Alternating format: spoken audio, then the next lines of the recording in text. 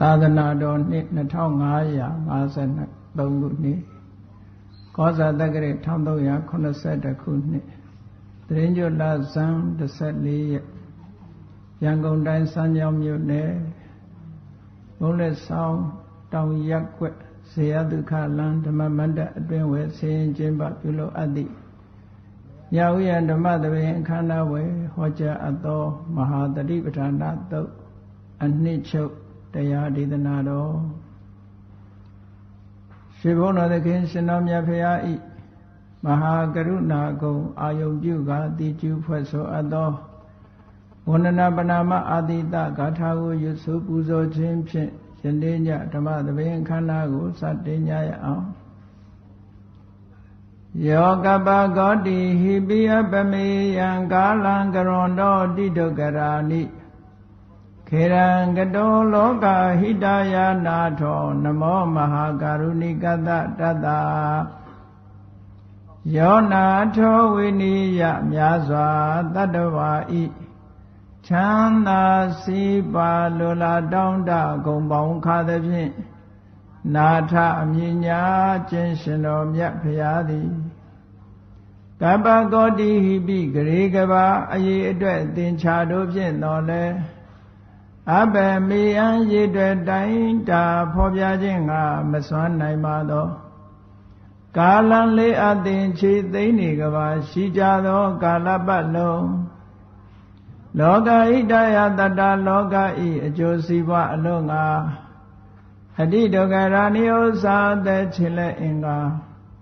မေတ္တာကြီးမာသမိသာနှင့်တထာဇနီဆွန်ញင်းကြီးဟုကျက်တိထဝေငါးသွဲအစုအလုံးခဲရင်တော်မူတော့ကိုကရွန်တော်ဖရာဖြစ်ရန်ဤတန်ကြိုးကုတ်အထုတော်မူရသည်ဖြစ်၍ခေရန်လက်ချေမျက်လုံးအသက်ဆုံးလည်းရဲ့နှလုံးစိတ်ဝံကိုရောဤပင်မညင်းတို့ကတောဘဝတဏ္ဏကျိန်ဖန်များစွာရောက်တော်မူခဲ့ရရှာလိပြီမဟာကရုဏီကတတတ္တဝါများရင်ဝေသားကဲ့သို့တနာချစ်ခင်မဟာကရုဏာရှင်ဖြစ်တော်မူသောဒါသနာတတဝိနည်းများစွာတတ္တဝါဤချမ်းသာစီးပွားလိုလားတောင်းတဂုံပေါင်းခါသဖြင့်နာထအမြင်ညာထိုရှင်တော်မြတ်ဖရာအားနမောယုတိပြောင်းပြောမှန်ကိုလျော်၍ကရောယုကျိုးရှိခိုးခြင်းသည်အထုဘဝတုစင်စစ်မသွေဖြစ်ပါစေတည်း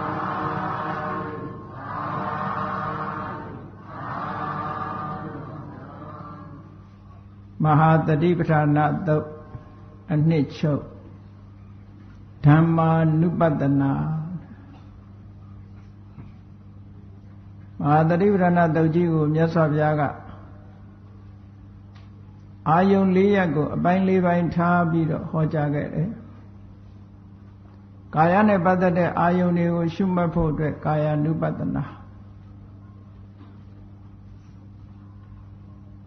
တတ္တဝါတွေရဲ့တဏ္ဍာမှာခံစားချက်ဟာအမတန်အရေးကြီးတာဖြစ်လို့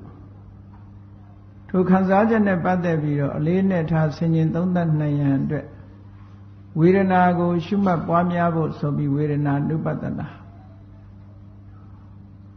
တတ္တဝါတွေဟာစိတ်ကနေဥဆောင်နေတာဖြစ်သောကြောင့်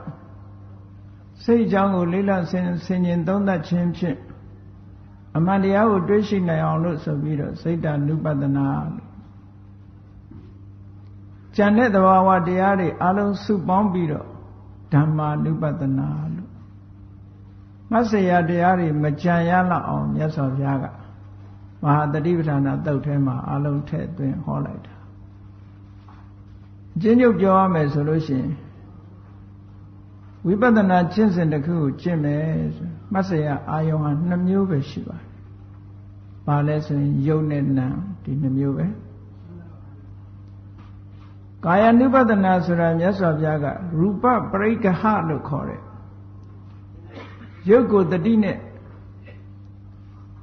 မှတ်သားပြီးတော့ရုပ်ကိုတတိနဲ့အမှတ်ပြုပြီးတော့ပညာဉာဏ်နဲ့ရှုကြည့်ဖို့ဆိုပြီးကာယ ानु ပတနာရုပ်ကိုအဓိကထားပြီးတော့ဟောတယ် ဝေဒနာနုပဒနာနဲ့စိတ်တ ानु ပဒနာကြတော့နာမပရိက္ခနံတရားတွေကိုရှုမှတ်ဖို့လို့ဆိုပြီးတော့ရှုမှတ်နည်းတစ်ခုပေးတယ်။ဩဓမ္မ ानु ပဒနာကြတော့ယုတ်နဲ့နံနှစ်မျိုးစလုံးပေါင်းစပ်ပြီးတစ်ခါပေးတယ်။နောက်တနည်းအားဖြင့်ပြောကြအောင်ဆိုလို့ရှိရင်အလုံးယဉ်ဤပြီးဖြစ်တဲ့ခန္ဓာ၅ပါးလို့ဆိုပါစို့ခန္ဓာ၅ပါးဟာဝိပဿနာရှုဖို့အတွက်လုံလောက်တဲ့အနေအထားမြတ်စွာဘုရား၅ပါးလို့ဟောခဲ့တာအဲ့ဒီမှာကာယ ानु ပဒနာဖြင့်ရူပခန္ဓာကိုအာယုံအဖြစ်ပြုပြီးတော့ဝိပဿနာရှုဖို့ကာယ ानु ပဒနာကိုဟောတယ်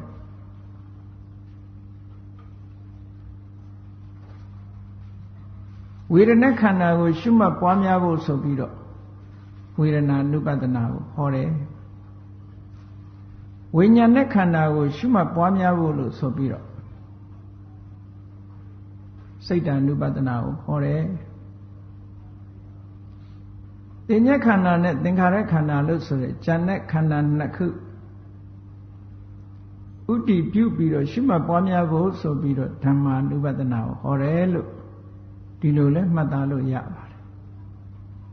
နှမျိုးနဲ့မှတ်သားမယ်ဆိုရင်ရူပပရိက္ခ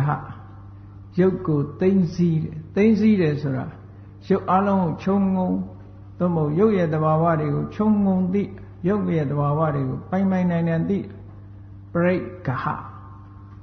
တတိနဲ့ယူပြီးတော့ပညာဖြင့်သိတာနာမပရိက္ခနန္တရားတွေရဲ့သဘာဝခြုံငုံသိမ့်စည်းပြီးတော့တတိနဲ့ရယူပြီးပညာနဲ့ပိုင်းခြားသိတယ်ရူပပရိက္ခနဲ့နာမပရိက္ခဝိပဿနာရှုเสียအာယုံဟာဒီနှစ်ခုပဲရှိပါတယ်ဒါမို့ဝိပဿနာရှုပြီဆိုလို့ရှိရင်တော့ရုပ်စစ်နဲ့နံတရားတွေကိုသာရှုဖို့လိုတယ်ရုပ်စစ်လို့ပြောတာဟာရုပ်အတုကရှိသလားလို့ဆို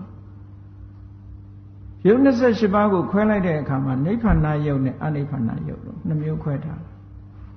နိဗ္ဗာန်ဆိုတာအကြောင်းတရားတွေကထုတ်လုပ်တဲ့ရုပ်ဆိုင်ရာအကြောင်းတရားတွေကထုတ်လုပ်တယ်အကြောင်းတရားတွေကထုတ်တယ်ဆိုတော့ရုပ်ထုတ်လုပ်တဲ့အကြောင်းတရားတွေကဘာလို့ဆိုကံစိတ်ဥတုအာဟာရကံကထုတ်လုပ်တဲ့ရုပ်ရှိတယ်စိတ်ကထုတ်လုပ်တဲ့ရုပ်ရှိတယ်ဥတုအာဟာရတို့ကထုတ်လုပ်တဲ့ရုပ်ရှိတယ်အဲ့ဒီလိုကံစိတ်ဥတုအာဟာရတို့ကထုတ်လုပ်ထားတဲ့ရုပ်မဟုတ်ဘဲနဲ့အဲ့ဒီရုပ်တွေနဲ့ဆက်သွယ်ပြီးတော့ခေါ်ရတဲ့ရုပ်တွေကိုအနိဗ္ဗာန်ရုပ်လို့ခေါ်တယ်အနိဗ္ဗာန်ရုပ်က10ခုနိဗ္ဗာန်ရုပ်က18ခု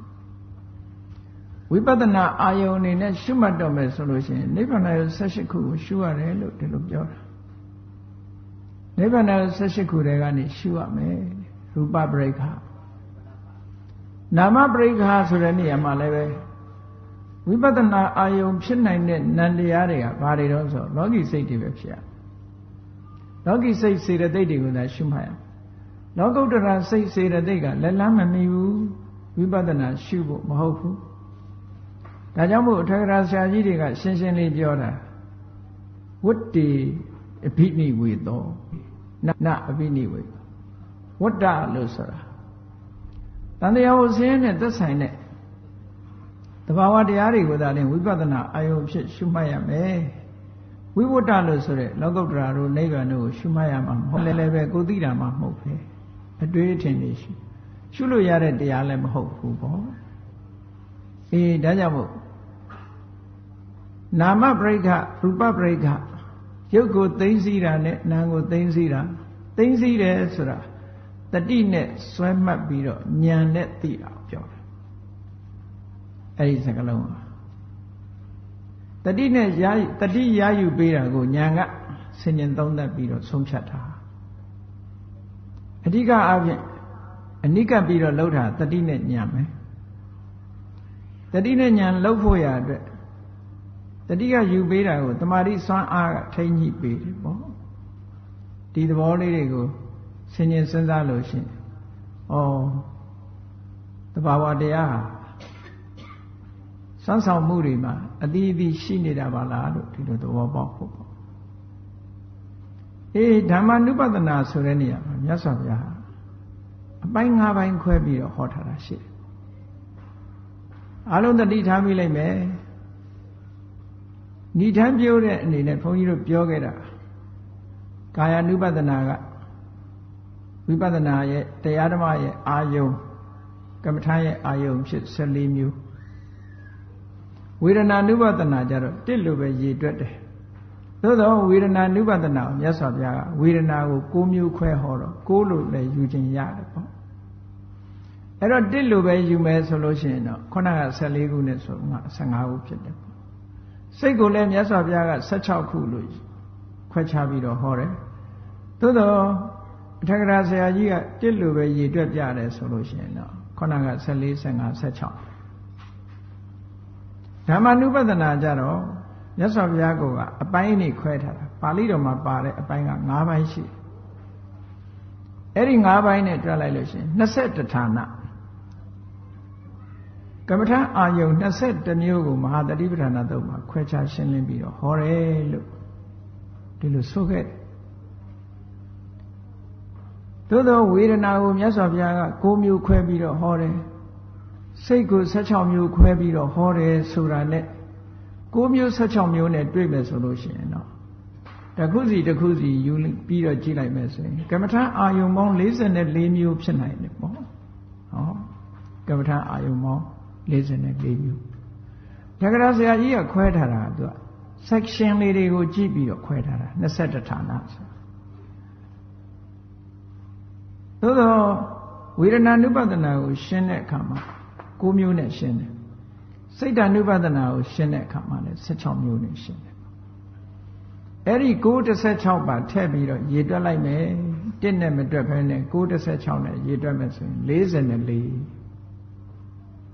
ဒီကနေ့ဓမ္မာ ानु ပဒနာဘုရားမြတ်စွာဟောကြားတဲ့တရားတွေအားလုံးဓမ္မဒီစကားလုံးကအလွန်ကျယ်ပြန့်တဲ့စကားလုံးဖြစ်တယ်အမတန်ကျယ်ဝန်းတဲ့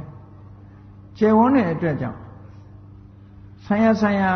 ဆက်ဆက်လာတဲ့စကားလုံးတွေနဲ့ပဲသူ့ကိုကန့်တတ်ပေးရတယ်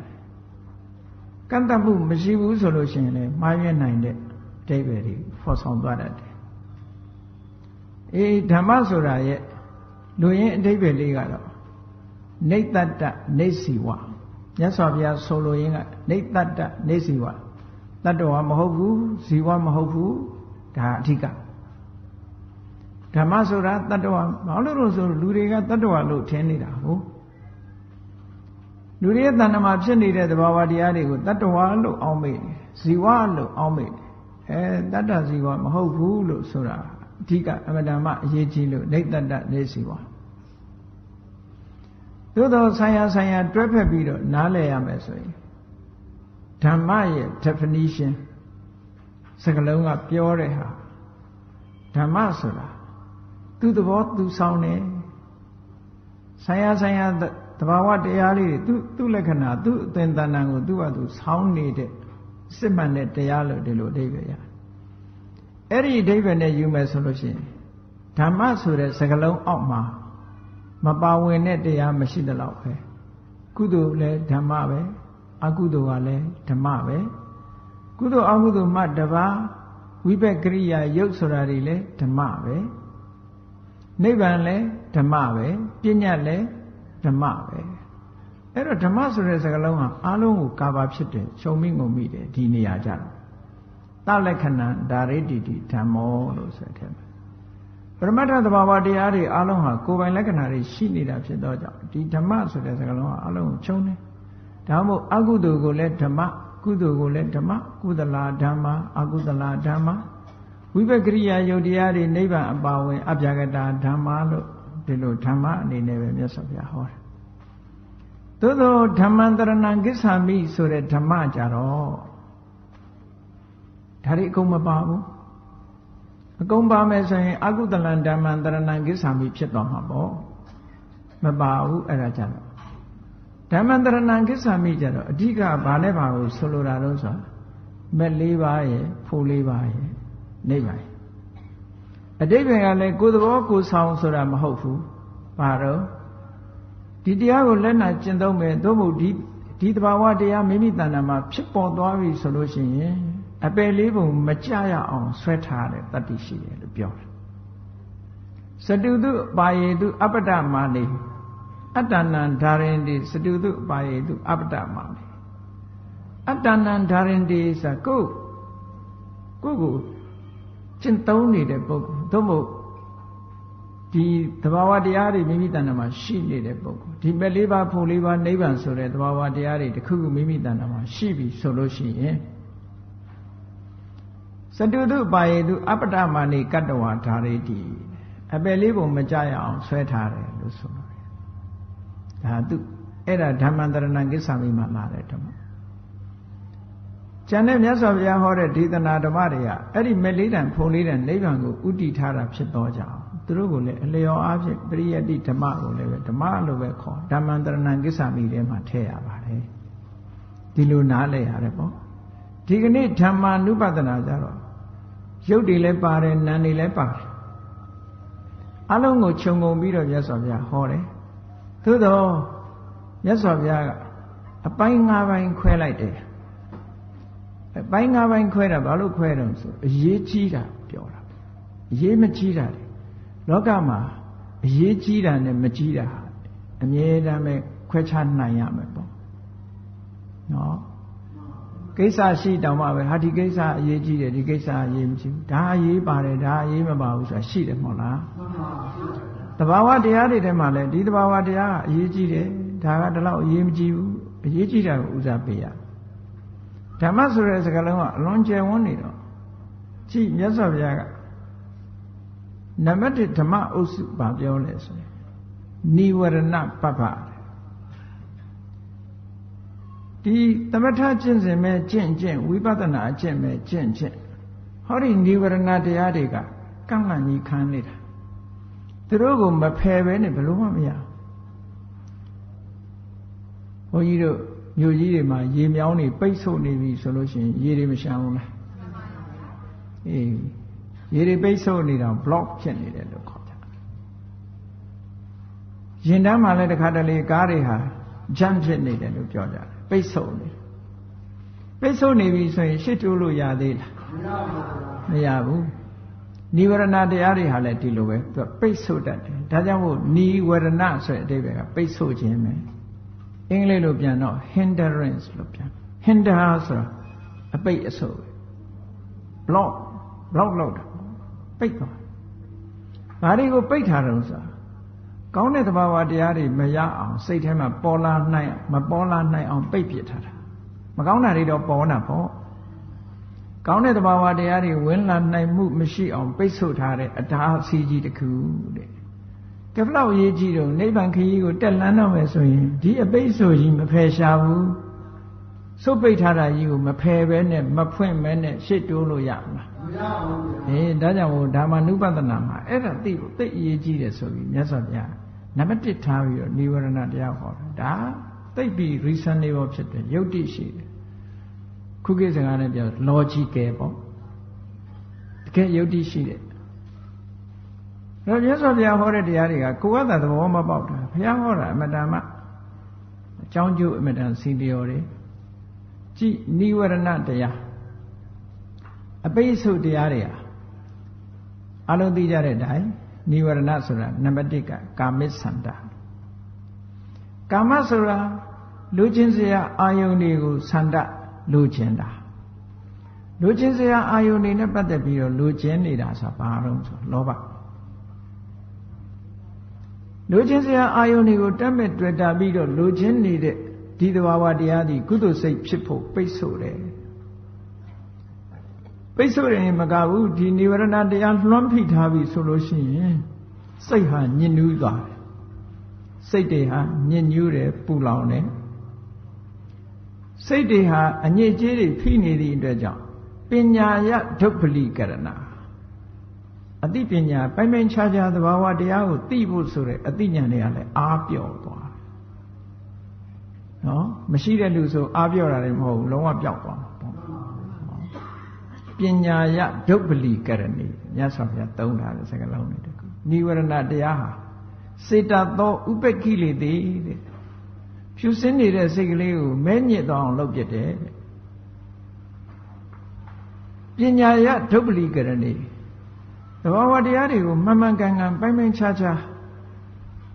ကွဲကွဲပြားပြားသိတတ်တဲ့သဘာဝတရားကိုလည်းအားပြော့သွားအောင်လုပ်တယ်တဲ့အားမရှိတော့အောင်လုပ်တယ်အားမရှိဘူးဆိုဘာလို့မဖြစ်တော့ဘူးပေါ့ပညာရဲ့စွမ်းဆောင်မှုတွေမရှိတော့ဘူးလို့ဒါပြောတာပဲအဲ့တော့သူတို့မဖယ်ရှားပဲနဲ့နိဗ္ဗာန်တကားဘဝရောက်ဖို့ဆိုတာဖြစ်နိုင်မှာဖြစ်နိုင်ပါဘူးဗျာဒါကြောင့်မို့ဓမ္မနုပဒနာမှာဒါအရေးကြီးတယ်ဆိုတော့မြတ်စွာဘုရားဒီဓမ္မနုပဒနာမှာဒါအစဟောကဲကောင်းပြီနိဝရဏကာမိစ္ဆန္ဒဒုတိယကဖြာပါရလူတွေဟာလိုချင်တာကိုရလို့ရှိရင်လောဘမရဘူးဆိုရင်ဘာဖြစ်လဲဒေါသဖြစ်တယ်ဟောလောဘနဲ့ဒေါသလားနေမှာပဲကိုလိုချင်တာလေးဆုံးရှုံးသွားရင်ရောဒေါသပဲလာမှာပဲခံစားချက်ကတော့ဒေါမနတဝေဒနာပေါ့နော်အေးဒါကြောင့်မို့လို့ကာမိစ္ဆန္ဒပြီးတော့ဖြာပါရတဲ့ဒါနှစ်ခုတွဲပြထားတာ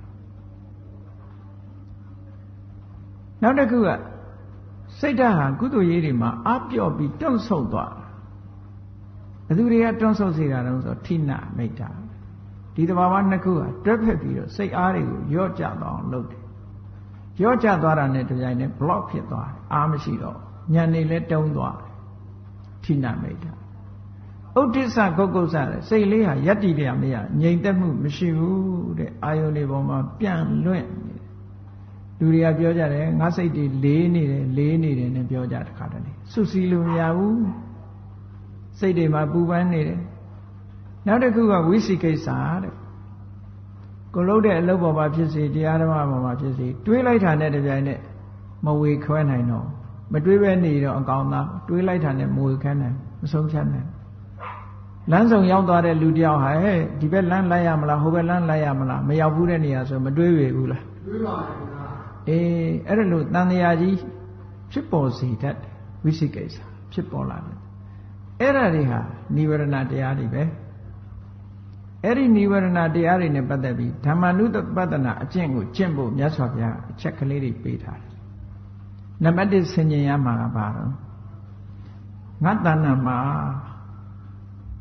နှစ်သက်စရာအာယုန်တွေကိုလိုချင်နေတဲ့လိုချင်စရာအာယုန်တွေကိုလိုချင်နေတဲ့တွေ့တာမမောနေတဲ့ကာမိစ္ဆန္ဒရှိသလားဒါနံပါတ်1ရှုမှတ်ရမှာဟုတ်ကဲ့ငါတဏ္ဍမှာဒီကာမိစ္ဆန္ဒဆိုတာရှိသလားအဲ့တော့ရှိသလားဆိုတာအခုဖြစ်နေတာကိုပြောတာမဟုတ်ဘူးခဏခဏမကြမကြဖြစ်လို့ရှိသလားပြောတာဆိုပါစို့လူတွေကသွေးတို့ယောဂရှိတယ်ဒါပေမဲ့အချိန်မရွေးသွေးတက်တာဟုတ်ကဲ့ pressure အချိန်မရွေးမတက်ဘူးသို့တော့အဲ့ဒီလူကဘယ်လိုပြောသူသွေးတို့ရှိတယ်လို့ပဲပြောမှာပဲစီးချိုယောဂရှိတဲ့လူကလည်းသူစီးချိုအမြဲတက်တာဟုတ်ကဲ့တက်မတက်တာစားရင်တော့တက်မှာနော်အဲ့ဒါလို့မတက်တာစားရင်တက်လာတဲ့သဘောကိုပြောတာဒီမှာလဲကာမိစ္ဆန္ဒကသူကသူအိတ်နေပဲကာမိစ္ဆန္ဒဖြစ်နော်နှစ်သက်စရာအာယုန်လေးတစ်ခုတွေးလိုက်လို့ရှိရင်ဒီဆန္ဒကဘွားကနေပေါ်လာဟောအဲ့ဒါဆိုရင်ရှိနေတယ်လို့ပြောရမယ်မပြောရမေဘူးလားယောဂများလို့ပဲစီးကြိုရှိတယ်သွေးတို့ရှိတယ်ဗာရှိတယ်ညာရှိတယ်ပြောတကယ်အခုလောလောဆယ်ရှိနာလားလို့ဆိုတော့အဲ့လိုတော့မဟုတ်ဘူးပေါ့ဒါကြောင့်မို့လို့အဘိနသမုဒ္ဒစာရမကြမပြတ်ဖြစ်နေတာမျိုးဆိုလို့ပဲအဲ့ဒါလေးကိုဆင်ញင်သုံးသပ်ကြည့်ကိုမပယ်ရသေးဘူးဆိုရင်ငါတဏ္ဍမှာကာမိစ္ဆန္ဒဆိုတာတွေရှိသလား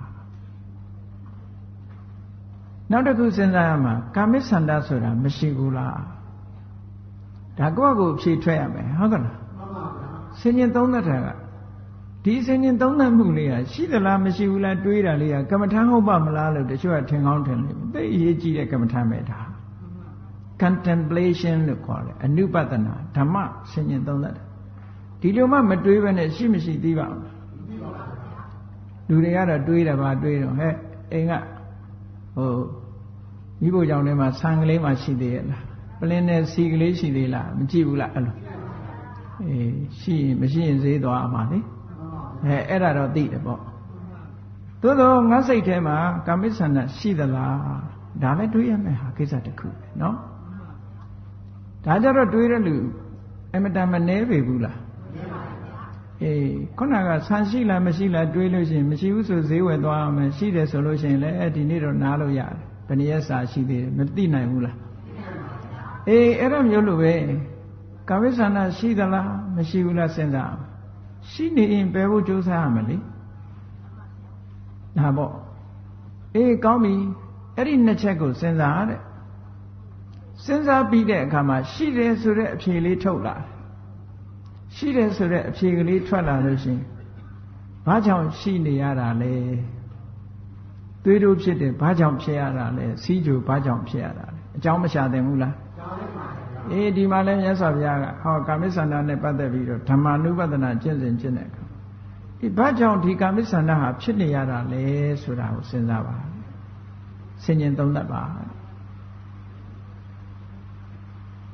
နောက်တစ်ခါမဖြစ်သေးတဲ့ကာမိဆန္ဒတွေငါတဏ္ဍာမှာဘာကြောင့်ဖြစ်နေတယ်လဲဆင်ញင်သုံးသပ်တယ်လို့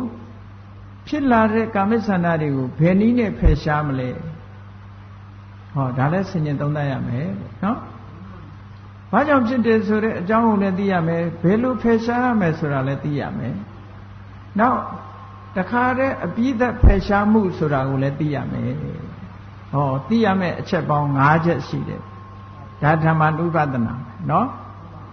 ဓမ္မ ानु ပဒနာ5ချက်ဒီကာမိဆန္ဒနဲ့ပတ်သက်ပြီးတော့5ချက်ဒါလေးကိုမှတ်လိုက်ရင်ကျန်တာတွေအကျယ်ပြောစရာမလိုတော့ဘူးပေါ့နော်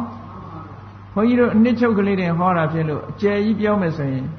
ဒီနိဝရဏတွေမဲ့တညလောက်ဟောရလိမ့်မယ်သဘောဖြစ်တယ်နော်ကဲဒီကနေ့တော့အပိဓာဟောမှာဖြစ်သည့်အတွက်ကြောင့်ကာမိဆန္ဒငါတဏ္ဍာမှာရှိသလားနံပါတ်1မရှိဘူးလားနံပါတ်2ဘာဖြစ်လို့ရှိနေရတာလဲဘယ်လိုဖယ်ရှားမလဲနံပါတ်3နံပါတ်4တခါတည်းအပိဓာဖယ်ရှားနည်းကဘာလဲအပိဓာဖယ်ရှားနိုင်တဲ့တရားကဘာလဲဟောတာတွေကိုသိအောင်ကြိုးစားရမယ်အရေးအမြတ်လေးကိုပြောမယ်ဆိုလို့ရှိသလားမရှိဘူးလားဆိုတာကတော့သူ့ပေါ်မှာဆင်ញင်သုံးသပ်မှုတစ်ခုပဲเนาะကဲဘာကြောင့်ရှိရတာတုံးလို့မေးလို့ရှိရင်ရှိရခြင်းအကြောင်းတရားကမြတ်စွာဘုရားကပေးထားတယ်ဒီမဟာသတိပဋ္ဌာန်သုတ်မှာတော့ဒါကိုမဟောတော့ဘူးမြတ်စွာဘုရားတခြားသုတ်တန်မှာဘာလို့ဆိုရင်သူပနိမိတ်တံအာယောနိသောမနတိကရောတော်တင့်တယ်လို့စိတ်ထဲကသတ်မှတ်ထားတဲ့အာယုံစိတ်ထဲကအတွေးအကြံကလှတယ်လို့တင့်တယ်လို့ယူဆတဲ့အာယုံကိုမသိမတင်နှလုံးသွင်းလို့ရှိရင်တဲ့မဖြစ်သေးတဲ့ကာမိဆန္ဒတွေဖြစ်လာတယ်ဟုတ်တယ်လေလူချင်းစရာအာယုံကိုကြည့်ရင်လူတွေပြောလားဟာမလီလှလိုက်တာလို့ဆိုလှလိုက်တာလို့တွေးလိုက်တာနဲ့တပြိုင်နက်လူချင်းမှုတွေတိုးတက်မသွားဘူးလားတိုးတက်သွားတာအဲ့ဒီလှလိုက်တာဆိုတဲ့အတွေးအကြံလေးဟာ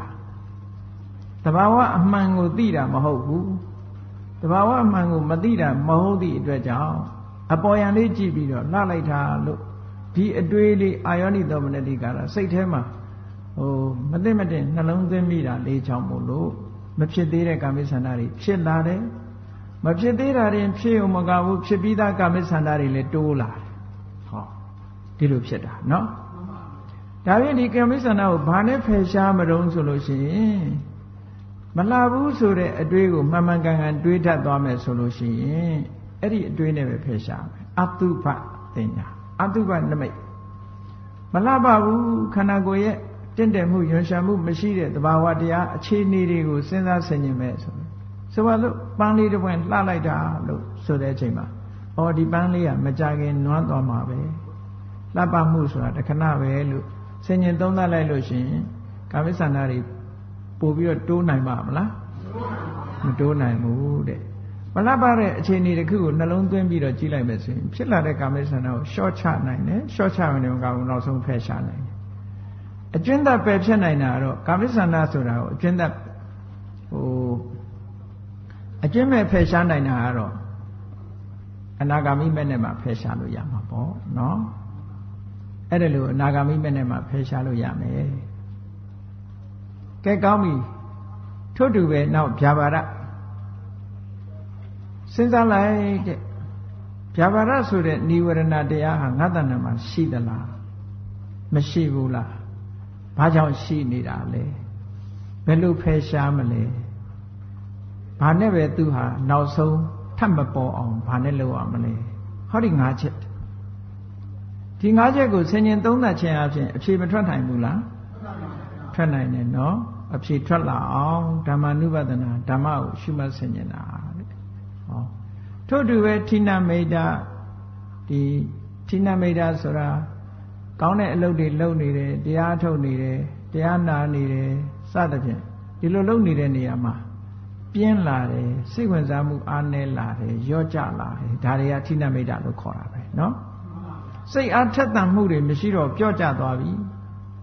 အေးဒီပျော့ကျသွားမှုကဘာကြောင့်ဖြစ်တာတုံးဆိုဖြင်းလို့ပဲပြင်းလို့ဖြစ်တာဟုတ်လားအပြင်းစိတ်ကလေးဝင်လာလို့ရှိရင်ဌိနမိတ်တာလာတာပဲလေဒါကြောင့်တန်ဒီတဲ့ဝိသံပိတာတဲ့တန်ဒီဆိုတာပြင်းတာအရတိမပြောဘူးကလုံးနေတဲ့အလုပ်ပေါ်မှာစိတ်ကမမွေ့လေရောမပြောဘူးမပြောဘူးတန်ဒီပြင်းလာအဲ့ဒါဟာဌိနမိတ်တာဖြစ်ခြင်းအကြောင်းပဲအေးအတိုင်းပဲဥဒိစ္စကုက္ကုစ္စဒီတိုင်းပဲ၅ချက်ဆင်ញင်သုံးသပ်ပြီးတော့အဖြေထုတ်သွားတာအဲ့ဒီအဖြေထွက်အောင်ဟာဒီအနုပဒနာလို့ဆိုရဲအဖမှန်ထထတတိကပ်ပြီးတော့ဉာဏ်နဲ့ကြည်ခြင်းဆိုတာမှမရှိရင်အဖြေထွက်နိုင်ပါမလားမထွက်နိုင်ဘူးဓမ္မနုပဒနာဆိုတာအဖြေထုတ်နိုင်အောင်လို့ကြည်ပေးရမယ်ဒါကိုပြောတာဖြေထုတ်နိုင်လို့ရှိရင်ဟောဒီនិဝရဏတရားတွေဖယ်ရှားပြီးသားဖြစ်သွားထို့တူပဲဥဒိစ္စကုက္ကုစ္စစိတ်လေးနေတာတွေကုက္ကုစ္စစိတ်ထဲမှာပူပန်နေတာတွေဝိသိကိစ္စတန်တရားဖြစ်နေတာတွေဒါတွေကိုလည်းအဖြေထုတ်ငါတဏ္ဍာမှာရှိသလားမရှိဘူးလားဘာကြောင့်ရှိနေတာလဲဘယ်လိုလုပ်ရင်ဖယ်ရှားလို့ရမလဲအပိဓာဖယ်ရှားတာကနောက်ထပ်မပေါ်အောင်ဖယ်ရှားတာကဘာလဲဟောအဲ့ဒီ၅ချက်နဲ့ဆင်ញင်သုံးသပ်ပြီးတော့និဝရဏတရား၅ပါးကိုဆင်ញင်သုံးသပ်ဖို့ဆိုပြီးတော့မြတ်စွာဘုရားပထမ section မှာဓမ္မနုပဒနာရဲ့နံပါတ်1ပထမ section မှာဒီလိုဟောထားတယ်ကျန်တာကတော့ပုံမှန်တိုင်းပဲအေးဒီဓမ္မကိုရှုမှတ်တဲ့အခါမှာကိုယ်တဏ္ဍာမှာဖြစ်တဲ့និဝရဏပဲဖြစ်စေသူများတဏ္ဍာမှာဖြစ်တဲ့និဝရဏပဲဖြစ်စေသူတဏ္ဍာဖြစ်တာရောကိုယ်တဏ္ဍာဖြစ်တာရောနှမျိုးလုံးပဲဖြစ်စေဒီလိုရှုမှတ်ရမယ်ရှုမှတ်တဲ့အခါမှာခုနကဖြစ်လာတာကိုလည်းမြင်မယ်ပြတ်သွားတာကိုလည်းမြင်မယ်သို့မဟုတ်ဖြစ်ခြင်းအကြောင်းတရားကိုလည်းမြင်မယ်ပြတ်ခြင်းရဲ့အကြောင်းတရားကိုလည်းမြင်မယ်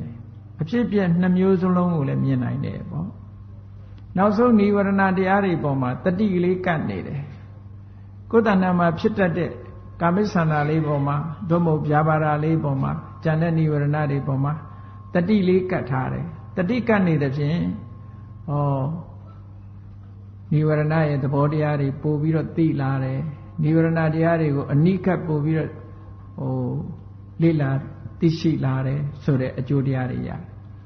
အဲ့ဒါလိုအကျိုးတရားတွေရလာတဲ့အခါကျတော့အနိတိတောစဝိဟရတိတဏှာအတွေးတွေမလာဘူးမှားယွင်းတဲ့အတွေးတွေမလာတော့ဘူးမလာသည့်အတွက်ကြောင့်နသကိဉ္စီလောကေဥပါတိယတိလောကအပေါ်မှာဘာကိုမှတွေ့ကပ်နေတာမရှိတော့ဘူးဥပါဒံဆိုတဲ့အစွဲလန်းတွေကလုံးဝကင်းသွားတယ်ကင်းသွားလို့ရှိရင်အနုပါဒဝိမောက္ခောစိတ်ကလေးကလွတ်မြောက်သွားတယ်ဒီကျင့်စဉ်တစ်ခုကိုမြတ်စွာဘုရားဒီမှာဟောတာအဲ့တော့အားလုံးဟာအဖြေထုတ်တဲ့အခါတူတူကြီးပဲเนาะဒါကြောင့်မို့မြတ်စွာဘုရားဧကယနောလို့ပြောတာလေလမ်းကြောင်းကဒီလမ်းကြောင်းပဲဒီဘက်ကိုသွားရမှာဒါဒီအဖြေမထုတ်နိုင်ဘူးဆိုရင်ကိုကျင့်တယ်မပေါက်ရောက်သေးဘူးမဟန်သေးဘူးပေါ့ဘယ်လမ်းကရှောက်ပေါက်လာတဲ့အခါကျတော့သူ့ကိုဗဟိုပြုထားတယ်ဆိုရင်ဒီလမ်းပဲပေါက်မှာပေါ့ဒီလိုပဲဖြစ်ရမှာပေါ့ဥပမာမဲ့ရွှေတကုံဘုရားကြီးကိုသွားတာတောင်ဘက်ကသွားအရှေ့ဘက်ကသွားအနောက်ဘက်ကသွားအရာလေးမျက်နှာဘက်ကသွားခြင်းဟာသွားရွှေတကုံဘုရားကိုဥတီပေါက်ရောက်တဲ့လမ်းပေါ်မှာရှောက်လို့ရှိရင်မရောက်ပေဘူးလားရောက်ပါဘူးဗျာအေးအဲ့ဒါလိုပဲမြတ်စွာဘုရားဟောတဲ့တရားတွေ destination လို့ခေါ်တာပေါ့ attainment ဟာတခုတည်းဒီကိုသွားမှာပဲဘာတော့အစွဲကင်းပြီးတော့လွတ်မြောက်သွားတာအစွဲကင်းမှလွတ်မှာအစွဲကင်းရင်ဆုပ်ကင်ထားအောင်မှာပဲဟုတ်ကလားစိတ်ကလေးကတဏှာဒိဋ္ဌိဆိုတဲ့ဆွဲလန်းမှုတွေအလုံးချုပ်သွားမှလွတ်သွားမှာဟုတ်ဒါនិဝရဏရှုထောင့်ကနေကြည့်တာនិဝရဏနဲ့ဆက်ဆိုင်ပြီးတော့မြတ်စွာဘုရားဓမ္မနုပဒနာ1ကိုဟောတယ်နောက်ဓမ္မနုပဒနာ2ကျတော့ တရားဓမ္မတွေအလုံးကိုခြုံပြီးတော့ဥပါဒณะခန္ဓာ၅ပါးဥပါဒณะခန္ဓာဥပါဒံရဲ့တဏှာဒိဋ္ဌိတို့ရဲ့အာယုံဖြစ်တဲ့ခန္ဓာကိုဥပါဒณะခန္ဓာလို့ခေါ်တယ်ခန္ဓာတိုင်းတဏှာဒိဋ္ဌိရဲ့အာယုံဖြစ်တာမဟုတ်ဘူးဘာဖြစ်လို့မဖြစ်လဲဆိုရင်မျက်စိနဲ့ရှင်တဲ့ဝေဒနာခန္ဓာသင်ညက်ခန္ဓာသင်္ခါရခန္ဓာဝိညာဉ်နဲ့ခန္ဓာဆိုတာရှိတယ်ဖို့စိတ်နဲ့ရှင်တာတွေရှိတယ်အဲ့ဒါတွေကြတော့လောကုတ္တရာစိတ်မှာရှင်တာကြတော့ဥပါဒံရဲ့အာယုံမဖြစ်ဘူးလို့ပြောတာနော်ဒီနေရာမှာဝိပဿနာရှုတော့မယ်ဆိုရင်ဥပါဒံရဲ့အာယုံဖြစ်တဲ့ခန္ဓာမှပဲရှုရမယ်စွဲလန်းတာကိုပဲအစွဲဖြုတ်ဖို့ကမ္မထမ်းရှုခိုင်းတာငကောကမှမစွဲတာဖြုတ်เสียလို့ရလားလို့ငကောကမစွဲရင်ဖြုတ်เสียမလို့စွဲနေလို့ဖြုတ်ရတာဟုတ်ဒါကြောင့်မို့စွဲတဲ့နေရာပို့ပြီးတော့ရှုရတယ်မြတ်စွာဘုရားဒီပုဂ္ဂိုလ်ဒီကမ္မထမ်းပေးတယ်ဟိုပုဂ္ဂိုလ်ဟိုကမ္မထမ်းပေးတယ်ဆိုတာသူစွဲကြည့်ပေးတာပဲဟုတ်ကဲ့လားအရေးကြီးဆုံးကတော့အမြင်မှားတာပြုတ်ဖို့နဲ့အတွေ့အတာပြုတ်ဖို့ဟာဒါအဓိကပဲဖြုတ်တယ်ဆိုတာဘယ်နည်းနဲ့ဖြုတ်ပြုတ်သွားဖို့ပဲအရေးကြီးတာပဲမဟုတ်လားအေးခန္ဓာ၅ပါးဥပါဒณะခန္ဓာ၅ပါးနဲ့ပတ်သက်ပြီးတော့ဘယ်ပုံရှုမလဲလို့ဆိုလို့ရှိရင်မြတ်စွာဘုရားကရှုခွက်ကလေး၃မျိုးပဲပေးထားတယ်ဣတိရူပံဟောရုပ်ဆိုတာဒါတွေခေါ်တာမသိသင့်ဘူးလားကိုယ်တဏ္ဍာမှာဖြစ်နေတဲ့ကမ္မထာရှုမှတ်နေတဲ့ချိန်ကဒါရုပ်လားဒါနာလားဆိုတာတော့သုတ္တမယဉာဏ်နဲ့သိထားဖို့လိုတာပေါ့နော်ဥမာပဲထွက်လေဝင်လေလေးကိုရှုနေတယ်ဟောလေလေးကဝါယောဖုဒ္ဓဘရုပ်ပဲရုပ်ကလေးပဲဝါယောဖုဒ္ဓဘရုပ်ကလေးကလာလာထိတဲ့နေရာလေးကကာမတာရရုပ်ကလေးပဲဝါယောဖုဒ္ဓဘရုပ်ဆိုတာသူတူတည်းရှိတယ်သူတခုတည်းနေတာမဟုတ်ဘူးသူနဲ့အတူတကွအထက်ကလရုပ်၈ခုသူပါပါဝင်အထက်ကလရုပ်၈ခုပါနေတယ်ဟုတ်ကဲ့လားရုပ်၈ခုအပေါင်းကလေးဖြစ်တယ်အဲ့ဒီထဲမှာဝါယောလွန်ကဲနေတယ်ကာမတာရရုပ်မှာရုပ်၁၀ခုရှိနေတယ်အနည်းဆုံးဩဝါယောဖုဒ္ဓဘယုတ်နဲ့ကာယပတာရာလေးနဲ့လာထိတာအဲ့ဒီဝါယောဖုဒ္ဓဘယုတ်ဆိုတာလေလေလေးဟာအရာစကားနဲ့ပြောမယ်ဆိုရင်ဝင်တဲ့အခါမှာရှူသွင်းလိုက်တဲ့လေလေးဟာဒါယုတ်တရားလေးပဲနော်တဘာဝအားဖြင့်အပြည့်လို့ယုတ်တရားတော့ဆိုတော့ပြောင်းလဲပျက်စီးတယ်လို့ယုတ်တရားနော်ဒါလေးကဒီတိုင်းမြဲနေမှာမဟုတ်ဘူးပြောင်းလဲပျက်စီးတယ်ဒါကြောင့်ယုတ်လို့ခေါ်တာနောက်ကာမပတာရနှာသီးပြားမှာရှိတဲ့အသားဆိုင်လေးကလည်းပြောင်းလဲပျက်စီးတယ်ဒါမှမဟုတ်သူကရုပ်အဲ့ဒါလေးနှစ်ခုပေါင်းစပ်လိုက်တဲ့အခါမှာထိတိဆိုတဲ့စိတ်ကလေးပေါ်လာတယ်ဒါကြတော့နာဟောရုပ်တရားလေးတွေနာမ်တရားလေးတွေဖြစ်ပေါ်လာတာဩဒါဟာရုပ်ပဲလို့ဒီလိုသိတာဣတိရူပံဒါဖြင့်ဒီရုပ်ကလေးဘာကြောင့်ဖြစ်တာလဲဆိုတော့အကြောင်းပစ္စကကိုယ်တိုင်သိတဲ့အကြောင်းလေးဒီဝါယောဟာဘာကြောင့်ဖြစ်တာတော့ဆိုစိတ်တ္တဝါယောလို့ပြောတယ်စိတ်ကြောင့်ဖြစ်လာတာနော်အတ္တတပတ္တတဆိုတာထွက်လေဝင်လေဆိုတာစိတ်နဲ့ဆက်ဆက်ပြီးတော့နေလို့စိတ်တ္တဝါယောလို့ခေါ်တယ်အဲ့ဒါကြောင့်လို့စိတ်ကြောင့်ဖြစ်တယ်သူအကြောင်းကိုသိတယ်ဒါရူပတ္တသမှုရယောဖြစ်ကြောင်းတရားကိုလည်းသိရမယ်ရူပတ္တအထင်ကမောချုပ်သွားတာသို့မဟုတ်ချုပ်ကြောင်းကိုလည်းသိရမယ်ဒီသုံးခုရှုထောင့်၃မျိုးကသိဖို့လိုတယ်ဒါရုပ်ဖဲဆိုတာသူ့တဘာဝကိုလည်းသိရမယ်ရုပ်ဖြစ်ကြောင်းတရားကိုလည်းသိရမယ်ရုပ်ပြက်သွားတာကိုလည်းသိရမယ်သို့မဟုတ်ဖြစ်လာတာကိုလည်းသိရမယ်ချုပ်သွားတာကိုလည်းသိရမယ်ဒါပြောတာဒါရူပခန္ဓာနဲ့ပတ်သက်ဝေဒနာခန္ဓာနဲ့လည်းပတ်သက်ပဲဒီတိုင်းပဲဝေဒနာဆိုတာဒါသူ့တဘာဝကိုသိဘာကြောင့်ဝေဒနာဖြစ်တယ်ဆိုတာသိရမယ်ဘာကြောင့်ဝေဒနာချုပ်သွားတယ်ဆိုတာသိရမယ်သို့မဟုတ်ဝေဒနာဖြစ်လာတာကိုလည်းသိရမယ်ဝေဒနာပြက်သွားတာကိုလည်းသိရမယ်ဟောသုံးခုပေးထားတယ်မြတ်စွာသင်္ညခန္ဓာထို့တူသင်္ခါရခန္ဓာထို့တူဝိညာဉ်ခန္ဓာထို့တူတစ်ခုစီရှုမှတ်ပြီးတော့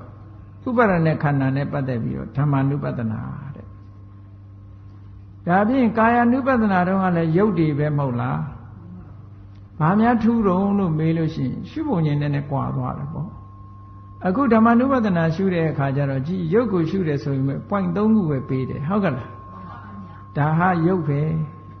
ဒါကရုပ်ဖြစ်ခြင်းအကြောင်းပဲဒါကရုပ်ချုပ်ခြင်းအကြောင်းပဲသို့မဟုတ်ဒါကရုပ်ရဲ့ဖြစ်မှုပဲဒါကရုပ်ရဲ့ချုပ်သွားမှုပဲလို့ဟောတယ်လို့အချက်၃ချက်ကိုဥတည်ပြီးတော့ဓမ္မ ानु ပဒနာကြတော့ဟောတယ်လို့ဒီလိုမှတ်တခါတရံကြတော့သဘာဝတရားချင်းတူပြီမဲ့လို့ဆောင်ရွက်ပုံဆောင်ရွက်တဲ့နီလန် aspect ခေါ်တာပေါ့အဲ့ဒီပုံပန်းတဏ္ဍာလေးတွေကကွဲပြားခြားနားမှုတွေရှိတယ်ပေါ့နော်ကောင်းပြီ ဟောဒီဥပါဒณะခန္ဓာ၅ပါးနဲ့ပတ်သက်ပြီးတော့လည်းပဲမြတ်စွာဘုရားကဥပါဒณะခန္ဓာ၅ပါးလို့ဆိုတဲ့ဓမ္မကိုတတိနဲ့မှတ်ယူပြီးတော့အသိဉာဏ်နဲ့မှန်မှန်ကန်ကန်သိအောင်ဖန်ထထကြည့်ရမယ်အဲ့ဒီလိုကြည့်တဲ့အခါမှာတဲ့မိမိတဏ္ဍာမှာဖြစ်တာပဲဖြစ်စေသူတော်ဘာတဏ္ဍာမှာပဲဖြစ်စေမိမိတဏ္ဍာတလှဲ့သူတော်ဘာတဏ္ဍာတလှဲ့ပဲဖြစ်စေပေါ့ကြည့်ရှုသုံးသပ်ရမယ်အဲ့လိုကြည့်ရှုသုံးသပ်တဲ့အခါမှာဖြစ်မှုတွေကိုလည်းသိလာမယ်ပြက်မှုတွေကိုလည်းသိလာမယ်အဲ့ဒီလိုသိလာပြီးတော့အသိစိတ်လေးဟာတတိလေးဟာဟောဒီဓမ္မလို့ဆိုတဲ့ခန္ဓာလို့ခေါ်တဲ့ဒီဓမ္မပေါ်မှာပဲယက်တည်လာလိမ့်မယ်တဲ့အဲ့ဒီလိုယက်တည်လာတဲ့ဟာဘာအတွက်ယက်တည်တာတော့လို့ဆိုဉာဏ်ဖြစ်ဖို့နဲ့တတိတွေတိုးပွားဖို့ပဲယက်တည်တာတဲ့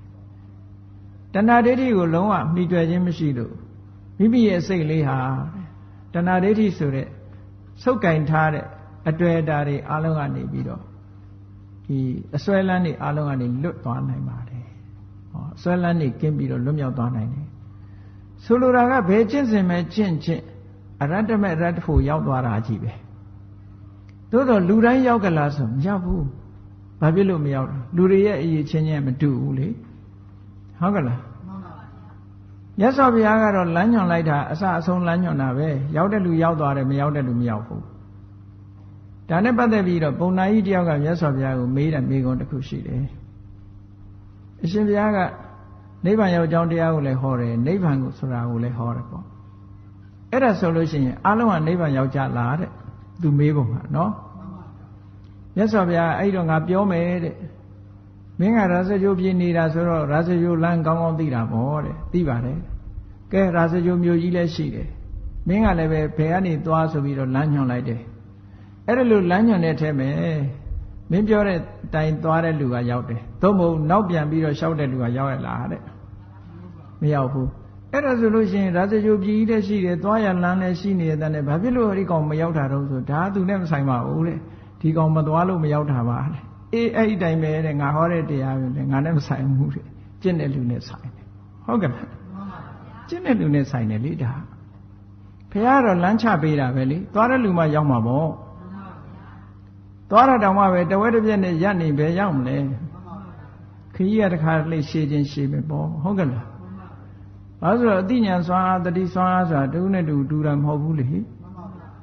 မတူတာကိုသွားပြီးတော့ဟုတ်လားသူက10မိနစ်နဲ့ရောက်တယ်ငါလည်း10မိနစ်နဲ့ရောက်ရမယ်လို့ဒီလိုလုပ်လို့ရမလားမရဘူး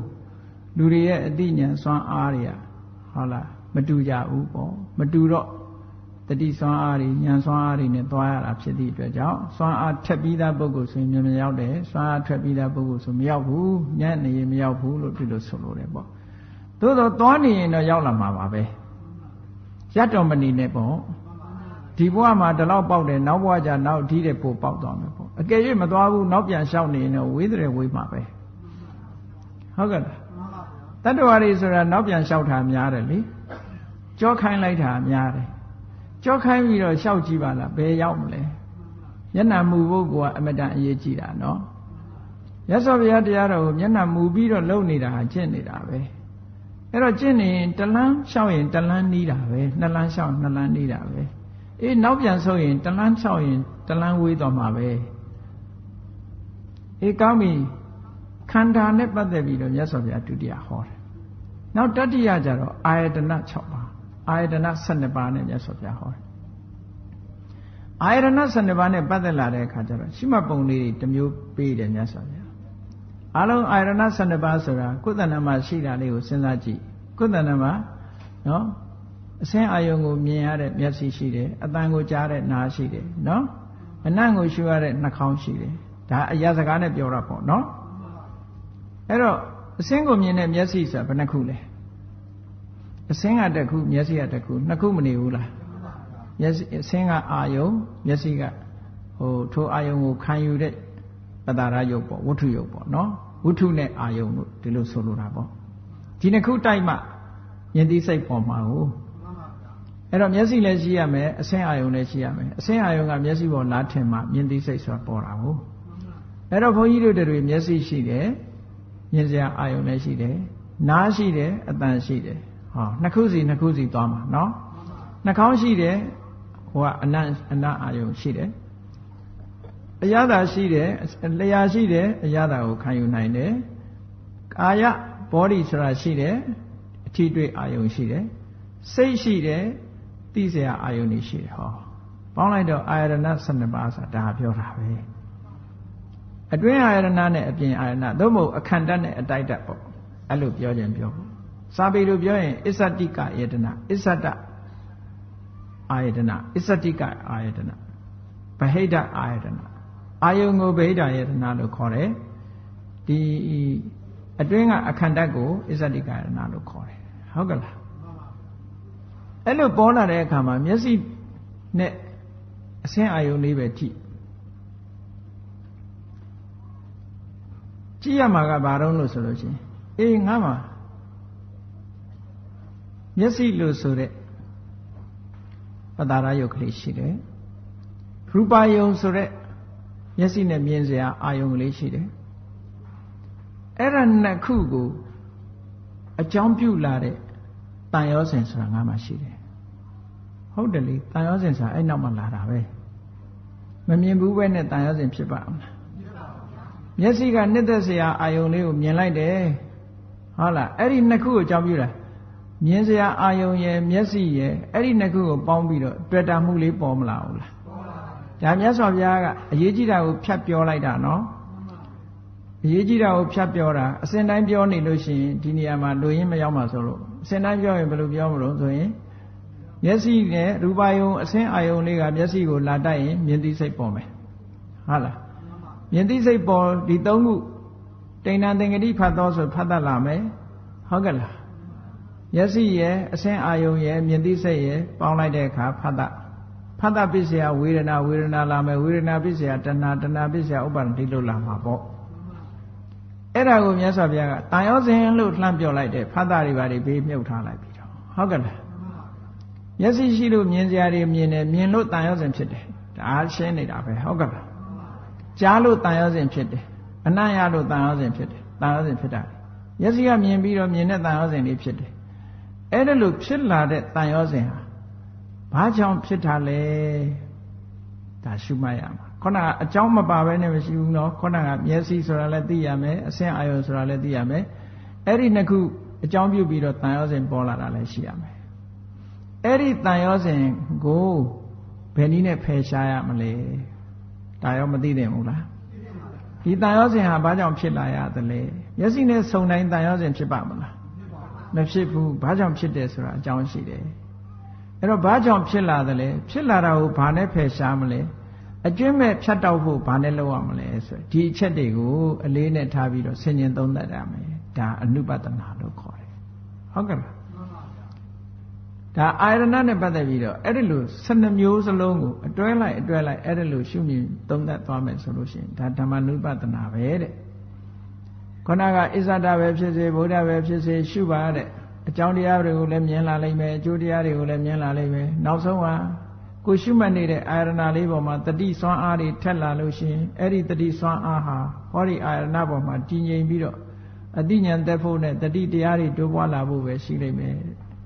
တဏှာအတွေးတွေဒိဋ္ဌိအတွေးတွေမဝင်ဘူးတဲ့ဒီမှာဟုတ်ကဲ့လားမဝင်သည့်အတွက်ကြောင့်နောက်ဆုံးမှာလောကကြီးတစ်ခုလုံးမှာဘာမှဆွဲလန်းเสียတတ်မဲ့เสียမရှိတော့ဘူးအစွဲပြုတ်သွားတယ်အစွဲပြုတ်သွားတာနဲ့တပြိုင်နက်စိတ်ကလေးကလွတ်သွားပြီလို့ဒီလိုဆိုလို့တယ်ဟုတ်ကဲ့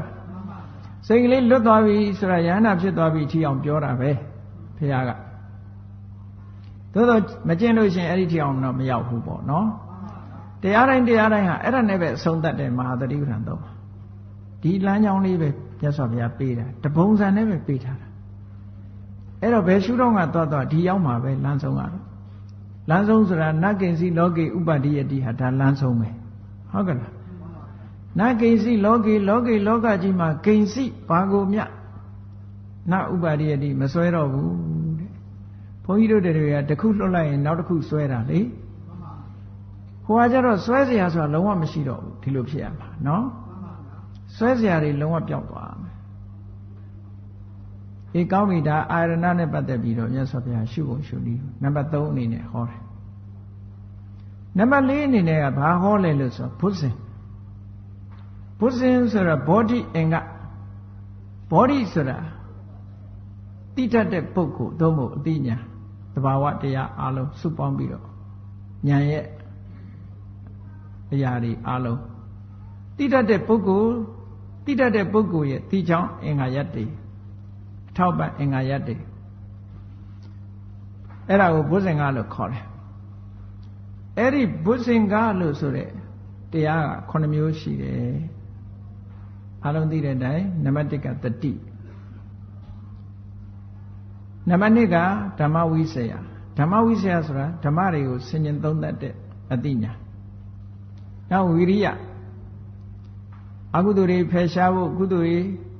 ပြည့်ဝဖို့ကြိုးစားအထောက်မှုပီတိစိတ်ထဲမှာကျင့်တတ်နှစ်သက်နေမှုတရားဓမ္မနဲ့ကျင့်တတ်နှစ်သက်နေပတ္တတိကိုယ်ရောစိတ်ရောငြိမ်နေမှုငြိမ်အေးသွားမှုသမာဓိစိတ်ကလေးငြိမ်နေမှုဥပိ္ပခာသဘာဝတရားတွေဟာအလုံးဟာ balance ဖြစ်ပြီးတော့တညီတဲ့ဆောင်ရွက်နေမှုတဲ့ဟောအလုံးပေါင်းလိုက်တဲ့အခါကျတော့9ခုရှိတယ်အဲ့ဒီ9ခုနဲ့ပတ်သက်ပြီးတော့ဒါဖြင့်မြတ်စွာဘုရားကဒီဘုဇင်တွေကိုဘာဖြစ်လို့ကမ္မထမ်းရှုဖို့အနေနဲ့ဓမ္မနုပဒနာတွေထည့်ပေးတော့ဒါတွေကအရေးကြီးတယ်လေကိုယ်တဏ္ဍာမှာခုနကဒီအနောက်ရက်ပေးမဲ့និဝရဏတွေကိုသိဖို့အရေးကြီးတယ်လို့ကောင်းတဲ့အခြေအနေတွေရှိမရှိသိဖို့အရေးမကြီးဘူးလားကြီးတယ်အဲ့တော့နံပါတ်1ကကြည့်ရမှာကြည့်ငါတန်တန်မှာတတိတံဘုဇင်အတိညာဉ်ကိုဖြစ်ပေါ်စေနိုင်တဲ့တတိတရားရှိရလားဒါစဉ်းစားဒီလိုရှိပါအဲ့တော့ရှိမရှိမသိဘဲနဲ့ဘယ်လိုလုပ်ပြီးတော့တိုးအောင်လုပ်လို့ရမရနိုင်ဘူးเนาะအဲ့ဒါကြောင့်မလို့ရှိသလားလို့လည်းစဉ်းစားမရှိဘူးလားဆိုတာလည်းစဉ်းစားဒါဖြင့်ရှိလာအောင်မရှိသေးရင်ရှိလာအောင်ဘယ်လိုလုပ်မလဲရှိပြီးလို့ရှိရင်တိုးလာအောင်ဘယ်လိုလုပ်မလဲဟော point ၄ခုပေးထားတယ်နော်ငါတဏ္ဍာမှာတတိတံဘုဇင်ရှိသလားစဉ်းစားရှုမှတ်ရမယ်မရှိဘူးလားရှုမှတ်ရမယ်ဟုတ်အဖြေကရှိလာတယ်မရှိသေးဘူးဆိုတဲ့အဖြေထွက်လို့ရှိရင်ရှိအောင်ဘယ်လိုလုပ်မလဲရှိတယ်လို့အဖြေထွက်တယ်ဆိုလို့ရှိရင်တိုးအောင်ဘယ်လိုလုပ်မလဲဒီ point တွေမသိနိုင်ဘူးလားသိနိုင်တယ်အကယ်၍ဆင်ញင်သုံးသပ်မကြည့်ဘူးဆိုရင်ဒီအချက်တွေသိပါမလားမသိပါဘူးမသိနိုင်ဘူးဒီလိုတိမ်မွေးတဲ့သဘာဝတရားကိုမပြောနဲ့ဟုတ်လားကိုယ်အိမ်မှာဘာရှိတယ်လဲရှိသလားမရှိဘူးလားဆိုတာအမှတ်တမဲ့နေရင်သိပါမလားမသိဘူးအဲ့ဒါကြောင့်မို့လို့ကိုယ်အိမ်မှာရှိမရှိသိအောင်ကြိုးစားရတယ်လို့ပဲကိုယ်တဏ္ဍာမှာဒါတွေရှိမရှိသိအောင်မကြိုးစားသင့်ဘူးလားဒါကြောင့်မို့လို့ဘုဇင်9ပါးကိုလည်းရှုမှတ်ပွားများဖို့ဆိုပြီးတော့မြတ်စွာဘုရားဒါကိုဟောတာကြည့်၄ခုမြောက်အနေနဲ့ဒါကိုဟောတယ်အဲ့ဒီမှာတတိတံဘုဇင်ငါတဏ္ဍာမှာရှိသလားတတိတံဘုဇင်ငါတဏ္ဍာမှာမရှိဘူးလားမရှိဘူးဆိုရင်ဖြစ်အောင်ဘယ်လိုလုပ်မလဲရှိတယ်ဆိုလို့ရှိရင်တိုးပွားအောင်ဘယ်လိုလုပ်မလဲဩဒီ၄ချက်နဲ့ဆင်ញင်သုံးသပ်လို့ရှိရင်မရှိသေးရင်ရှိအောင်လုပ်လိမ့်မယ်ရှိလို့ရှိရင်တိုးပွားလိမ့်မယ်ထို့ရှိခြင်းဖြင့်ခုနကပြောတဲ့အတွေ့အတာမဲ့ပြီးတော့လွတ်မြောက်မှုဆိုတာမဖြစ်နိုင်ဘူးလားဖြစ်လာတယ်ပေါ့ဒါဒီအနေထားဟောတာမြတ်စွာဘုရားเนาะကဲနောက်ဆုံး၅ခုမြောက်ကြတော့ဘာတော့ဆိုသစ္စာ၄ပါးသစ္စာ၄ပါးလို့ဆိုတဲ့နေရာမှာကမ္မထာရှုဖို့ကြီးဟောတာမဟုတ်ဘူးเนาะသစ္စာ၄ပါးကြတော့နိဗ္ဗာန်ကိုဘယ်လိုလုပ်ကမ္မထာရှုလို့မရနိုင်ဘူးเนาะကမ္မထာရှုဖို့ကြီးဟောတာမဟုတ်ဘူးနောက်ဆုံးဟာအတိတ်မြင့်တကယ်သိရမှာကသစ္စာ၄ပါးပဲသိရမှာမဟုတ်လားသစ္စာ၄ပါးကိုနောက်ဆုံးဓမ္မနုပဒနာအဆုံးပိုင်းအနေနဲ့မြတ်စွာဘုရားဟောလိုက်တယ်အလုံးသိပြီးသားတိုင်းဒုက္ခသမုဒယនិရောဓမေဃအပြည့်အဝပြောလို့ရှိရင်ဒုက္ခသမုဒယဒုက္ခនិရောဓခာမိနိပฏิပဒါဒုက္ခဆိုတာခုနယုတ်ဒီနံဒီအလုံးဟာဒုက္ခပဲယုတ်နံဒီအလုံးဟာဘာဖြစ်လို့ဒုက္ခတုံးဆိုဖြစ်မှုပြမှုတွေကနှိမ့်ဆက်နေလို့ဒုက္ခတဲ့အနှိမ့်ဆက်ခံရရင်ဆင်းရဲတယ်မဟုတ်လားဖြစ်မှုပြမှုကြီးကနေပြီးတော့လွတ်လို့မရအောင်တိမ့်လို့မရအောင်ရှောင်လွဲလို့မရအောင်ဒါကြီးရဲ့အနှိမ့်ဆက်ခံနေရလို့ဒုက္ခလို့ပြောတာကျင့်တတ်เสียမကောင်းလို့ဒုက္ခလို့ပြောတာဒါကြောင့်မို့တချို့ကဒုက္ခကိုအင်္ဂလိပ်လိုပြန်တဲ့အခါကျတော့ suffering လို့ပြန်တဲ့အခါမှာတိတ်ပြီးမပြည့်စုံဘူးဘာဖြစ်လို့လဲဆိုရင် suffering လို့ပြန်လိုက်လို့ရှိရင် လူတွေကနားလည်သွားတာဘာလို့ဆိုရင်သွားကြိုက်တာတို့နားကြိုက်တာတို့စိတ်ဆင်းရဲတာတို့ဒါတွေလောက်တင်အောင်မေ့သွားမဟုတ်ဘူးဒုက္ခသစ္စာဆိုတဲ့အထဲမှာဇန်တရားတွေပါပါတယ်ဇန်ချမ်းသာတွေပါဒုက္ခသစ္စာလို့ခေါ်တယ်ဘာဖြစ်လို့ဒုက္ခလို့ခေါ်တာတုံးဆိုမမြဲလို့ခေါ်တာမမြဲလို့ချိန်နဲ့เสียကောင်းလားမကောင်းဘူးပြတ်နိုင်တဲ့အရာတွေဖြစ်လို့ဒုက္ခလို့ပေါင်းခေါ်လိုက်တာတနည်းအားဖြင့်ဒုဆိုတာအလွန်ဆက်ဆုပ်เสียကောင်းတယ်ခဆိုဘာမှမရှိကိုထင်တဲ့အတိုင်းဘာမှမဖြစ်ဘူးလို့ပြောဒုဆိုတာချိန်နဲ့เสียမကောင်းဘူးခဆိုတာဆက်ဟိုရင်ဘာမှမရှိဘူးခရဲ့အဓိပ္ပာယ်ကဘာမှမရှိတာကိုပြောတာကောင်းကင်ဆိုတာဘာရှိဘာမှမရှိဘူးပေါ့နော်အဲ့ဒါမျိုးလို့ဒုက္ခဆိုတဲ့အဓိပ္ပာယ်စကားလုံးနှလုံးကိုဝိသုဒ္ဓိမဲ့မှာအဲ့လိုဖွင့်ထားတယ်ပေါ့ဆက်ဆုပ်เสียကောင်းတယ်ဆိုတာမကျေနပ်เสียတွေလောကမှာဆင်းရဲတာတွေအားလုံးဟာဒီပေါ်မှာတီးနေလို့ဆက်ဆုပ်เสียကောင်းတယ်ပေါ့မကောင်းတာတွေမှန်တယ်ဒီမှာရှိနေတယ်ရုပ်တည်နာနေရမကောင်းတာတွေမှန်တယ်အကုန်စုဝေးနေတာပဲ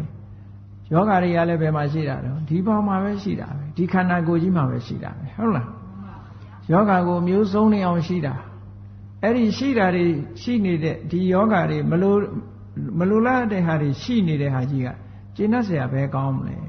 ဒါမို့ဒုဆိုတာဆက်ဆုပ်เสียကောင်းတယ်ယွန်เสียကောင်းတယ်မုန်းเสียကောင်းတယ်ဆိုတဲ့အဓိပ္ပာယ်ကိုပြောတယ်ခဆိုတာကိုထင်တဲ့အတိုင်းဘာမှမဖြစ်ဘူးကိုကတော့ဟုတ်လားလှတယ်လို့ထင်ပေမဲ့ तू ကမလှဘူးမြဲမယ်လို့ထင်ပေမဲ့မမြဲဘူးချမ်းသာလို့ထင်ပေမဲ့လို့မချမ်းသာဘူးဟောကိုထင်တာတခုမှမဟုတ်ဘူးအထင်သာရှိတယ်ဘာမှမရှိဘူးဆိုတဲ့အဓိပ္ပာယ်အဲ့ဒီဒုက္ခဆိုတဲ့သဘာဝယုံ nant ဓမ္မကိုဘယ်သူကဖြစ်စေတာတုံးဆိုသမုဒိယတဏှာကိုဥတည်ပြောတာကျန်တာတွေလည်းဒုက္ခသမုဒိယပဲတဏှာနဲ့တွဲဖက်လာလို့ရှိရင်ဒုက္ခသမုဒိယဒါမို့မြတ်စွာဘုရားဟောထားတဲ့တိဋ္ဌာယတနာတုတ်မှကြတော့ကတမံဒုက္ခံအရိယသစ္ဆံဆိုတဲ့နေရာမှာမြတ်စွာဘုရားဘာကိုထည့်ဟောထားတယ်ဆိုအဝိဇ္ဇာပစ္စယသင်္ခါရသင်္ခါရပစ္စယဝိညာဏဆိုပြီးတော့ပရိစ္ဆေသမုပ္ပါဒ်ကြီးတစ်ခုလုံးကိုဒုက္ခသမုဒယလို့ထည့်ထားတာဟုတ်ကဲ့လားအဲ့ဒီပါဠိကတွေ့ရနဲတယ်ပေါ့တခြားနေရာမှာသိမတွေ့ချင်းဒါတတိထားเสียတစ်ခုတဏှာတစ်ခုတည်းတင်ဒုက္ခသမုဒယဆိုတာဥတည်ချက်တစ်ခုအနေနဲ့ပြောတာမြတ်စွာဘုရားကောင်းပြီဒုက္ခကိုလည်းသိရမယ်ဒုက္ခသမုဒယကိုလည်းသိရမယ်အဲ့ဒီမှာသစ္စာလေးပါးကိုဟောတာကြတော့ဝိပဿနာဉာဏ်အနေနဲ့ရှုရမှာကတော့ဒုက္ခပဲဒုက္ခဟာဝိပဿနာရဲ့အာယုံအနေနဲ့ဓမ္မနုပဒနာအနေနဲ့ရှုရမယ်အဲ့ဒီလိုရှုလိုက်တဲ့အခါမှာဘာနဲ့ရှုမလဲလို့ဆိုလို့ရှိရင်ဒုက္ခនិရောဓဂ ामिनी ပฏิပဒါလို့ဆိုတဲ့မဂ္ဂင်၈ပါးနဲ့ရှုမဂ္ဂင်၈ပါးမိမိတဏ္ဍာမှာလေ့ကျင့်ရယူလို့စွမ်းထက်လာပြီဆိုလို့ရှိရင်ဒုက္ခဆိုတဲ့ကမ္မထာအာယုံကိုကောင်းကောင်းကြီးမြင်တယ်ဟုတ်ကဲ့လားဆိုလိုတာကဒုက္ခမဂ္ဂသစ္စာနဲ့အရာပြောကြပါစို့မဂ္ဂသစ္စာနဲ့ဒုက္ခသစ္စာကိုရှုအဲ့ဒါလို့ရှုတဲ့အခါမှာယလတ်ကဘာလို့ဆိုရင်ဒုက္ခသမုဒယကိုဖယ်ရှားပြီးဒုက္ခនិရောဓကိုရောက်သွားတယ်ပေါ့ဒါအယလတ်တစ်ခုဖယ်ပြီးတစ်ခုရောက်သွားတယ်ဒါသဘာဝပဲလေနောက်တစ်ခုယူမယ်ဆိုရင်ရှေ့တစ်ခုစောင့်ရမှာပဲဟုတ်ကဲ့လားဘုန်းကြီးဝတ်တယ်ဆိုရင်ဘာလို့အောင်လူ့ဘဝစောင့်ဟုတ်တော့မလားတခုတော့စွန့်တာဟိုဘက်ကန်းသွားခြင်းဒီဘက်ကန်းကိုမစွန့်ရဘူးလားစွန့်ရတယ်တခုတော့စွန့်အဲ့ဒါလို့တခုစွန့်ပြီးတခုယူတာတိကျမပြောနဲ့လေလမ်းလျှောက်တာပဲကြည့်ရင်ပထမခြေလမ်းမစွန့်ဘဲနဲ့ဒုတိယခြေလမ်းလှမ်းလို့ရမလားမရဘူးစွန့်ရတာပဲအဲ့ဒါလည်းစွန့်သွားတာပဲအဲ့ဒါလို့ပေါ့ဒုက္ခသမုဒယဆိုတာဖယ်ရှားပြီးတော့ဒုက္ခនិရောဓဂ ामिनीဒုက္ခនិရောဓဆိုတဲ့နိဗ္ဗာန်ကိုရောက်ရှိသွားတာစိုက်ထိသွားတာသစ္စာလေးပါးဆိုတာတကယ်တော့ဝိပဿနာကျင့်စဉ်ကိုအကျဉ်းချုပ်ဟောတဲ့တရားပါပဲတို့တဲ့ဝိပဿနာရှုခြင်းဘာကိုရှုရမလဲဒုက္ခကိုရှုရမယ်ဘာနဲ့ရှုမလဲမဂ္ဂသစ္စာနဲ့ရှုမယ်အဲ့ဒါလို့ရှုလို့ရှိရင်ယလကဘာလဲဆိုရင်ဒုက္ခကိုဖြစ်စေတတ်တဲ့ဒုက္ခသမုဒယသစ္စာကိုဖယ်ရှားပြီးတော့និရောဓသစ္စာကိုရယူပိုင်ဆိုင်မယ်ဒါဆိုလို့တယ်ဟုတ်ကဲ့အဲ့ဒါလို့နောက်ဆုံးမြတ်စွာဘုရားကမဂ္ဂသစ္စာကိုအကျေတဝင့်ဟောပြောပြီးတော့မဟာသတိပဋ္ဌာန်တုတ်ကြီးကိုဓမ္မနုပဒနာအခန်းကိုဟောဒီ၅ခုနဲ့ပဲဏိကုံးချုပ်လိုက်ပါတယ်ဏိကုံးချုပ်ပြီးတဲ့အခါကျတော့မဟာသတိပဋ္ဌာန်တုတ်ကြီးရဲ့ ဒီတုတ်တဲ့လာတဲ့အတိုင်းကျင့်ကြံကြိုးကုပ်အားထုတ်မယ်ဆိုလို့ရှိရင်ဘာတွေရနိုင်တယ်ဆိုတာမြတ်စွာဘုရားကဟောစကားအနေနဲ့ထုတ်ပေးထားခဲ့တာနောက်ဆုံးမှာအခုပြောတဲ့နိစနစ်တွေအတိုင်းနဲ့ကာယ ानु ပဒနာဝေဒနာ ानु ပဒနာစိတ် ानु ပဒနာဓမ္မ ानु ပဒနာဟောဒီနိစနစ်တွေအတိုင်း9နှစ်လောက်မပြတ်မကွက်ကျင့်လိုက်ပါတဲ့ကျင့်လိုက်လို့ရှိရင်9နှစ်သာကျင့်အများဆုံးပြောတာနော်9နှစ်ဆိုကြာလာကြီးလားလို့အောင်းမိတ်ကောင်အောင်းမိတ်ပဲဘုန်းကြီးတို့တွေကဘာလို့ဆိုပြင်းတာဟုတ်နည်းနည်းနော်9နှစ်ကျင့်9နှစ်ကျင့်လို့ရှိရင်တဲ့အတိတ်မင်းဟာအနာဂံရင်လည်းဖြစ်မယ်သို့မဟုတ်အယဟန္တာရင်လည်းဖြစ်မယ်သို့မဟုတ်ဥပါဒံမကုံသေးဘူးဆိုရင်အ ਨੇ ဆုံးအနာဂံဖြစ်မယ်ဒီလိုဟောတာမျက်မှောက်ဘဝမှာတည်းမဲ့9နှစ်ကျင့်မယ်ဆိုလို့ရှိရင်ယဟန္တာရင်လည်းဖြစ်မယ်သို့မဟုတ်လမ်းမဆုံးသေးလို့ရှိရင်အနာဂံအဆင့်ရောက်မယ်ဒီလိုဟောတယ်ဟုတ်ကဲ့လားအဲ့လိုဟောပြီးတော့မြတ်စွာဘုရား9နှစ်ကြီးကြာလာပါတယ်နဲ့ပြောမဲ့ပုဂ္ဂိုလ်အတွက်9နှစ်ထားလိုက်ပါအောင်6နှစ်ကြည့်6နှစ်လောက်ကျင့်ကြည့်လိုက်6နှစ်လောက်ကျင့်ကြည့်ရင်လည်းအဲ့လိုဖြစ်မယ်6နှစ်ကြာတယ်ထင်လို့ရှိရင်လည်း9နှစ်လောက်ကျင့်ကြည့်9နှစ်ကြာတယ်ထင်လို့ရှိရင်လည်း4နှစ်တစ်နှစ်ပြီးတစ်နှစ်လျှော့ပေးသွားတာဟုတ်ကဲ့လားစလျှော့ထားလို့ရှိရင်ဘုန်းကြီးတို့တွေကလိုက်မှာမဟုတ်တာဟုတ်နော်ဒါမြတ်စွာဘုရားအရှိကြီးအရင်ကိုထားပြီးမှနည်းနည်းလျှော့ပေးသွားတာဘုရားပါတယ်လို့ပြောရမှာနော်အဲ့တော့အမြင့်ဆုံးကိုတင်တာဒါပမာစကားလည်းရှိတယ်လေဘာလောက်ပါတယ်ခါလောက်တင်မှာရင်လောက်ကြဆိုတဲ့စကားရှိတယ်ဒါလေးပြစ်ထာနဲ့ပတ်သက်ပြီးပြောတဲ့စကားမျိုးပေါ့ချိန်သားကြိုက်တဲ့အချိန်မှာခါလောက်တင်မှာရင်လောက်ကြတယ်ဆိုတာအနုဆိုလျှော်တက်သွားမယ်လို့ပြောတာနော်လျှော်ထွက်သွားနိုင်တယ်အဲ့ဒီမှာ9နှစ်မကျင့်နိုင်6နှစ်တော့ကျင့်မှာ6နှစ်မကျင့်နိုင်လည်း9နှစ်တော့ကျင့်မှာ9နှစ်မကျင့်နိုင်ဘူးဆိုရင်4နှစ်ထားလိုက်ပါအောင်နဲ့3နှစ်ထားလိုက်အောင်2နှစ်ထားလိုက်အောင်1နှစ်1နှစ်ထားလိုက်အောင်6လတဖြည်းဖြည်းလျှော့သွားလိုက်တာမြတ်စွာဘုရား6လကနေတခါဟုတ်လား5လ4လ3လ2လ1လ1လထားလိုက်အောင်လထက်ဝက်15ရက်လောက်ကျင့်15ရက်ထားလိုက်ပါအောင်ကဲတပတ်လောက်ကျင့်ကြည့်ပါအောင်နောက်ဆုံးတပတ်တည်းတော့လျှော့မပြီးတော့တပတ်တည်းလျှော့ပြီးရင်လူကအဲ့ဒါအတူဆုံးလိုက်အောင်မှာပဲလေတပတ်တည်းလျှော့လိုက်ရင်အဲ့ဒါတစ်စက္ကန့်လို့ပါတော့လိုက်ချင်လိုက်နေဦးမှာအဲ့ဒါလို့မလိုက်ရအောင်မြတ်စွာဘုရားကြည့်အ ਨੇ ဆုံးတပတ်ကျင့်ကြည့်ပါတဲ့ကျင့်ကြည့်လို့ရှိရင်တဲ့ယဟန္တာဖြစ်နိုင်ပါတယ်သို့မဟုတ်ရင်အနာဂံအဆင့်ထိရောက်နိုင်ပါတယ်လို့ဒီနည်းစနစ်တိုင်းကျင့်ဖို့ဆိုပြီးတော့မြတ်စွာဘုရားဟောပြီးနောက်ဆုံးမှာစထားတဲ့စကားလေးနဲ့ဏိဂုံးချုပ်ပါတယ်ဧကာယနောအယံဘိက္ခဝေမေကောတတ္တနာဝိသုဒ္ဓိယသောကပရိဒေဝနံသမတိကမာယဒုက္ခဒေါမနတနာအထင်ကမာယညာယတအဓိကမာယနိဗ္ဗာနတသစ္စိကရိယာယယတိတံစတ္တရောတတိပဌာနာတဲ့မြတ်စွာဘုရားဏိဂုံးမှာလည်းအစလာတဲ့အတိုင်းပါပဲတတ္တဝါတွေစင်ကြယ်ဖို့အတွက်ဒီတတိပဌာန်ဆိုတဲ့ကျင့်စဉ်ဟာတခုတည်းသောလမ်းကြောင်းပါပဲတဲ့လူလောကမှာကြုံတွေ့နေကြတဲ့သောကတွေပရိဒေဝတွေကြော်လွှားခြင်းနဲ့ဆိုရင်လည်းပဲဒါတခုတည်းသောလမ်းကြောင်းပါပဲတဲ့နေ့စဉ်နဲ့အမျှယမယံခါဖြစ်စေနေ့စဉ်နဲ့အမျှဖြစ်စေကြုံတွေ့နေရတဲ့ဒုက္ခတွေဒေါမနတတွေစိတ်မချမ်းမြေ့မှုတွေကြော်လွှားခြင်းနဲ့ဆိုလို့ရှိရင်လည်းချုပ်ငြိမ်းစေခြင်းနဲ့ဆိုရင်လည်းဟောဒီအကျင့်ဟာတခုတည်းသောလမ်းကြောင်းပါပဲတဲ့နိဗ္ဗာန်ရောက်တဲ့လမ်းကြောင်းကြီးကိုတွေးကျင်တယ်ဆိုလို့ရှိရင်လည်းပဲဟောဒီတတိပဒံကျင့်စဉ်ဟာတခုတည်းသောလမ်းကြောင်းပါပဲနောက်ဆုံးမှာနိဗ္ဗာန်ကိုကိုယ်တွေ့ကိုယ်တိုင်စိုက်ထိသိမြင်ပြီးတော့နေနိုင်ဖို့ဆိုတာလည်းပဲဟောဒီကျင့်စဉ်ဟာတခုတည်းသောလမ်းကြောင်းပါပဲလို့မြတ်စွာဘုရားသခင်ကိုရောမြတ်ကမဟာတတိပဒံသုတ်ကိုဏိဂုံးချုပ်ဟောကြားသွားတော်မူပါတယ်ဒါကြောင့်မို့လို့ဒီကနေ့အားလုံးမဟာတတိပဒံသုတ်လွန်ခဲ့တဲ့4ရက်ရောအလုံးပေါင်းလိုက်တဲ့အခါကျတော့မဟာတတိပဒံသုတ်ရဲ့အနှစ်ချုပ်အလုံးတရားချက်ခင်သူတော်စင်ပြိဿတ်တို့မြတ်စွာဘုရားဘယ်ပုံဟောခဲ့တယ်ဆိုတာမြတ်စွာဘုရားဟောတဲ့အတိုင်းဘုန်းကြီးတို့ကရှင်းလင်းပြောကြားတာဖြစ်ပါတယ်